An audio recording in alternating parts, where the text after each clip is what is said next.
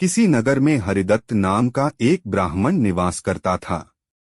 उसकी खेती साधारण ही थी, अधिकांश समय वह खाली ही रहता था। एक बार ग्रीष्म ऋतु में वह इसी प्रकार अपने खेत पर वृक्ष की शीतल छाया में लेटा हुआ था। सोए सोए उसने अपने समीप ही सर्प का बिल देखा। उस पर सर्प फन फैलाए बैठा था।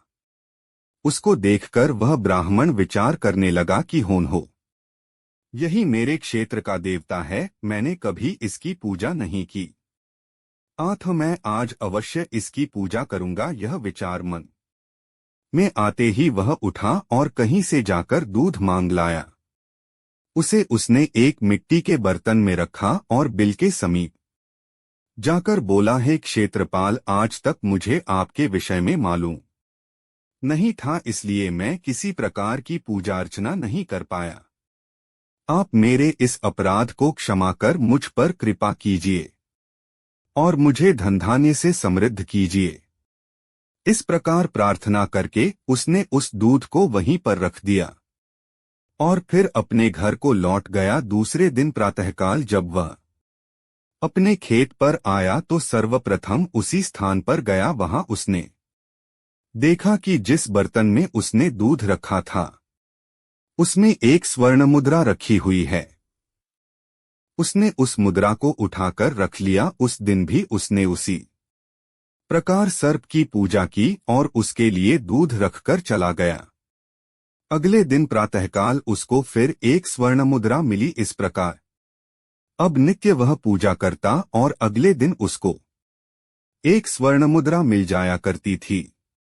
कुछ दिनों बाद उसको किसी कार्य से अन्य ग्राम में जाना पड़ा। उसने अपने पुत्र को उस स्थान पर दूध रखने का निर्देश दिया।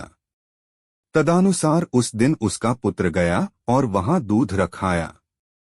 दूसरे दिन जब वह पुनः दूध रखने के लिए गया तो देखा कि वहां स्वर्ण मुद्रा रखी हुई है।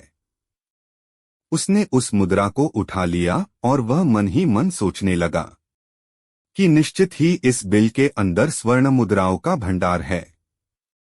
मन में यह विचार आते ही उसने निश्चय किया कि बिल को खोदकर सारी मुद्राएं ले ली जाएं। सर्प का भय था, किंतु जब दूध पीने के लिए सर्प बाहर निकला तो उसने उसके सिर पर लाठी का प्रहार किया। इससे सर्प तो मरा नहीं और इस प्रकार से क्रुद्ध होकर उसने ब्राह्मण पुत्र को अपने विष भरे दांतों से काटा कि उसकी तत्काल मृत्यु हो गई। उसके संबंधियों ने उस लड़के को वहीं उसी खेत पर जला दिया। कहा भी जाता है, लालच का फल कभी मीठा नहीं होता है। सीख, लालच बुरी बला है। पोस्टेड बाय कहानी बस। फ्रेंड्स, आपको ये कहानी कैसी लगी?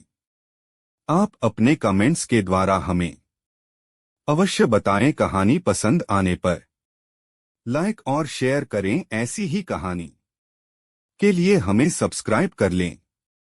थैंक्स।